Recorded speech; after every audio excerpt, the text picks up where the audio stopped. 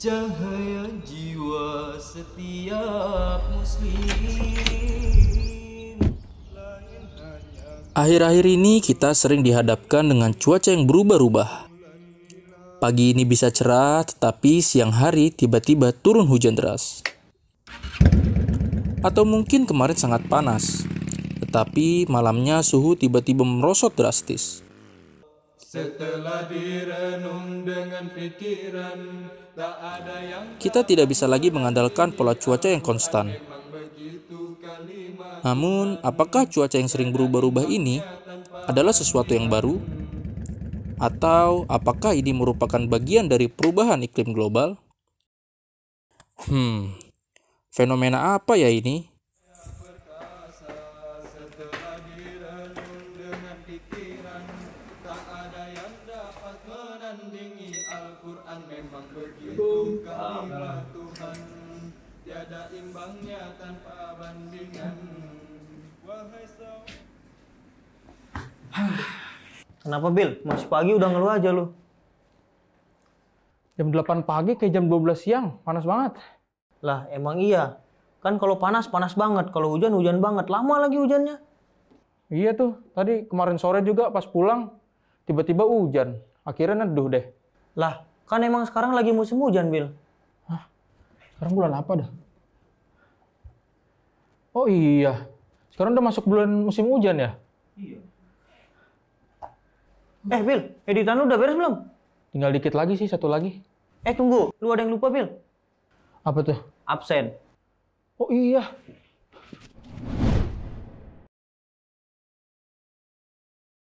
Jadi cuaca ekstrem adalah salah satu fenomena cuaca.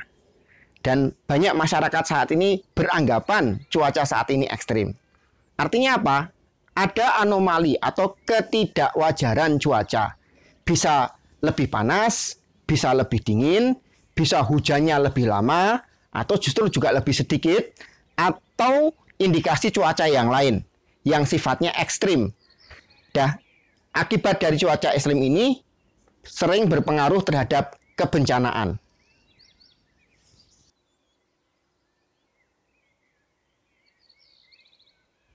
Jadi, kenapa kita merasa sangat panas sih? Jadi memang perasaan manusia itu bukan indikator yang baik. Indikator yang baik ya tentunya harus diukur. Tapi kira-kira seperti ini. Saat ini kita masuk ke menjelang November. Apa yang terjadi dari sejak September sampai Desember? Nah, kalau ini bumi, yang biru kecil ini bumi, dan yang besar ini adalah matahari. Bumi itu berputar mengelilingi matahari, tetapi kita sering melihat seolah-olah matahari yang bergerak memutari bumi. Ini yang disebut sebagai gerak semu matahari. Nah, bumi itu ketika berputar mengelilingi matahari, dia tidak berputar dengan rotasi yang tetap. Ya, jadi kalau ini mataharinya saya taruh, matahari ditaruh. Jadi dia berputar dalam rotasi yang kadang miring ke kanan 23,5 derajat dan miring ke kiri 23,5 derajat. Jadi berputarnya itu tidak pada poros yang sama, tetapi ada perputaran dengan pergeseran sumbu. Nah, kalau matahari di sini, ya, ini adalah garis ekuator tuh yang di tengah ini garis ekuator. Maka kalau saat ini itu sisi selatan ekuator itu menghadap ke matahari begini. Jadi kalau porosnya seperti ini, sisi selatan menghadap ke matahari, sehingga apa? Belahan bumi selatan akan lebih panas daripada belahan bumi utara. Nah, masalahnya Pulau Jawa terletak di belahan bumi selatan bersama dengan Bali, Nusa Tenggara, dan sebagian selatan dari Sumatera, dan sebagian sisi selatan dari Kalimantan, serta Sulawesi juga. Jadi mereka akan menghadap lebih dekat, menghadap ke arah matahari lebih banyak, sehingga radiasinya akan terasa lebih banyak daripada sisi utara. Nah, akibatnya kita akan merasa seolah-olah seperti lebih panas. Dan karena lebih panas itulah, maka uap air menjadi lebih banyak ke udara. Akibatnya apa? Uap air ini nanti akan menghasilkan hujan. Sehingga rasanya lebih panas, uapnya juga menjadi lebih banyak, dan menimbulkan hujan yang lebih banyak juga. Itu sebetulnya terjadi hampir setiap September, Desember di belahan bumi selatan. Kebalikannya, di belahan bumi utara justru mendingin. Itu yang terjadi saat ini.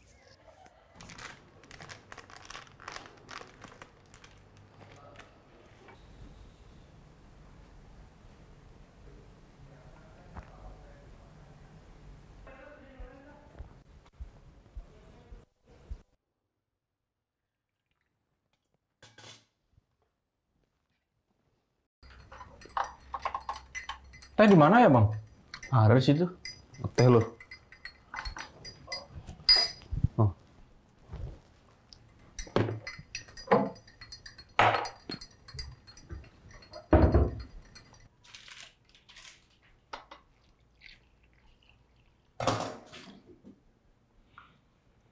Hari ini cuaca gak jelas banget ya. Iya, banjir di mana-mana. Biasanya tempat yang banjir jadi banjir sekarang. Nggak tahu nih Bang, gara-gara hujan jadi banyak banjir di mana-mana. Gue lihat di berita kemarin gara-gara panas juga jadi banyak kebakaran dari daerah lain. Waktu itu juga kapan ya gue pernah baca berita tuh. Di India sampai suhunya 50 derajat Celcius loh. Hah? 50 derajat? Iya, Di sini aja paling panas 36 kemarin gue lihat di berita. makanya kan. Parah banget emang. Oh iya, waktu kapan ya gue pernah lihat di berita. Pokoknya tahun 2013 itu di Vietnam turun salju. Masa? Bukannya negara Vietnam iklim tropis? Iya, iklim tropis. Emang sih dulu yang pernah gue baca tuh dulu pernah kejadian gitu turun salju. Cuman kejadian ulang lagi tuh tahun 2013. Turun salju juga. Ya juga Bang. Gue pernah lihat berita di Arab juga pernah turun salju, tapi gue lupa kapan. Iya ya, di Arab. Padahal di Arab kan panas tuh. Tandus, kering ya. Bisa juga ya turun salju ya. Ayo kita let's go.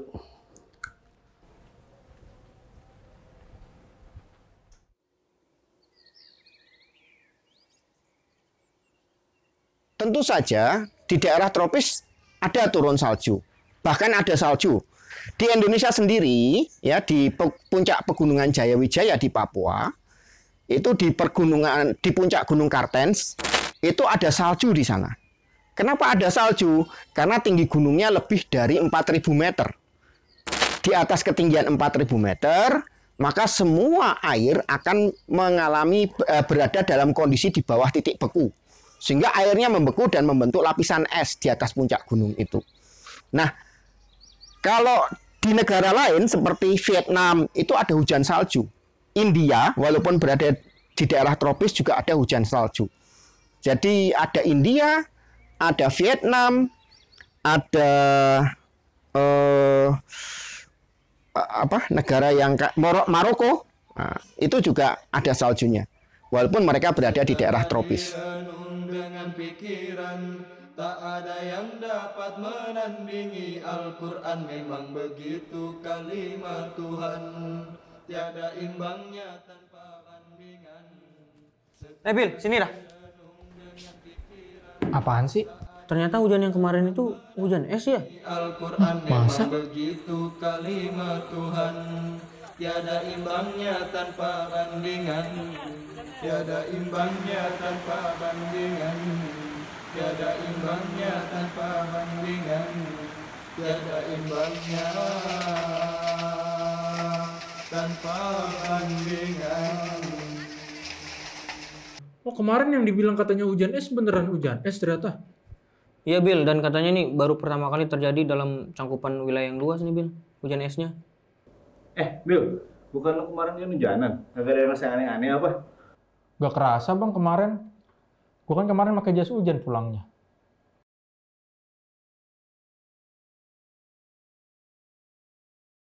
Bagaimana dengan hujan es di daerah tropis?